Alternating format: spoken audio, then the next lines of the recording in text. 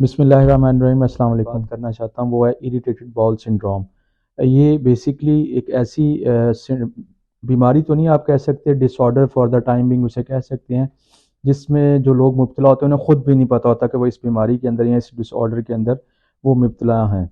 Basically होता क्या है कि जब भी इस सूरत हाल के अंदर जब भी कोई इंसान कोई चीज़ खाता है, खाने के फ़ौरन ही बाद कुछ टाइम के बाद उसे जो है वो रफ़ाए हाजत की ज़रूरत पेश आ जाती है, और वो फ़ौरन से पहले अपने पेट के अंदर दर्द या मरोड़ या गैस की जो शिकायत है वो उसको महसूस होती है। दुनिया के अंदर 10 से 12% के करीब जो लोग हैं इस बीमारी के अंदर मुब्तला, और पाकिस्तान के अंदर तकरीबन ये हालिया एक कराची यूनिवर्सिटी में एक स्टडी हुई थी, उसके मुताबिक तकरीबन 35% जो यंग जनरेशन है, नौजवान है, उनके अंदर ये बीमारी पाई गई है उस सर्वे के मुताबिक।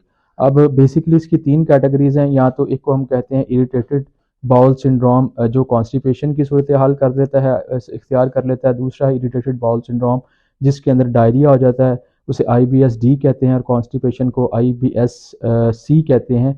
और इन दो थर्ड इसकी जो कैटेगरी वो दोनों उसके अंदर जो सूरत हाल होती हैं, आपको कॉन्स्टिपेशन की भी बाज़ दफ़ा फेस करना पड़ता है, आपको डायरिया की सिचुएशन भी होती है। होता ये क्या है कि जो हमारी लार्ज इंटेस्टाइन है इसका हमारे ब्रेन के साथ बहुत गहरा ताल्लुक है, जिसे गट ब्रेन एक्सिस का गट ब्रेन एक्सिस बेसिकली होता क्या है कि ये बहुत सारी चीज़ों की वजह से ये जो एक एक्सिस है इंसानी ह्यूमन बॉडी की फिजियोलॉजी जो एक नॉर्मल कंडीशन में काम करती है वो डिस्टर्ब होती है। इसमें एंजाइटी बहुत बड़ा एक फैक्टर है, उसके अलावा फूड है। जैसे ही हमारे इस एक्सिस के दरमियान एक डिसकनेक्शन या रब्त जो है वो वीक होता है तो हम इस बीमारी के अंदर मुब्तला होते हैं। अब होता क्या है कॉन्स्टिपेशन की सूरत में ये होता है कि जो फूड है वो बहुत देर लगाती है हमारी इंटेस्टाइन से पास होने में, जिसकी वजह से बहुत ज़्यादा पानी जो है वो हमारे जिस्म के अंदर एब्जॉर्ब हो जाता है, और जो स्टूल है वो बहुत हार्ड हो जाता है, और कॉन्स्टिपेशन IBS कॉन्स्टिपेशन की सूरत हाल हो जाती है उस बंदे को। सेकेंडली सेकेंड कंडीशन के अंदर ये होता है कि जो आपकी फूड है लार्ज इंटेस्टाइन के अंदर वो बहुत जल्दी से पास कर जाती है, जिसकी वजह से जो आपका स्टूल है वो बड़ा वाटरी सा और डायरिया की सूरत हाल में होता है, और आपका जो रेगुलर पैटर्न है एक रफ़ा हाजत का नेचुरल कॉल का वो डिस्टर्ब होता है।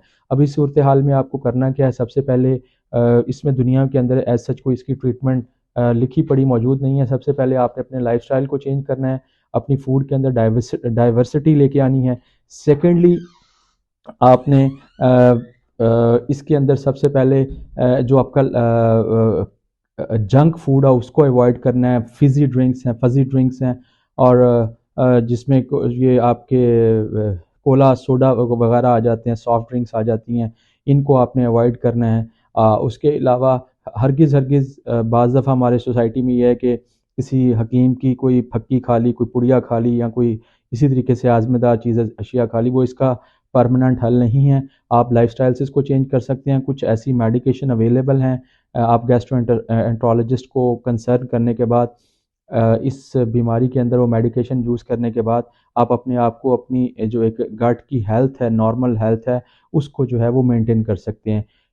नेचुरली तौर पे फूड के ज़रिए जैसे मैंने बात की डाइवर्सिटी को लेके आ सकते हैं, उससे आप इसको बेहतर कर सकते हैं। उसके अलावा ऐसी तमाम फूड जिनके अंदर प्रोबायोटिक्स होते हैं, यानी कि ऐसे दोस्त बैक्टीरिया जो हमारी गट के अंदर प्रेजेंट होते हैं मिलियंस ऑफ नंबर्स में और हमारी सेहत के ऊपर पॉजिटिव इम्पैक्ट देते हैं, उनको लेना चाहिए। ख़ुसूसी तौर पे जो दही है उसको, या इसी तरीके से जो फर्मेंटेड फूड्स हैं उनका ये प्रोबायोटिक्स उनमें बड़ी वाफर मिकदार में पाया जाता है, तो उसको फूड में लेके आएँ।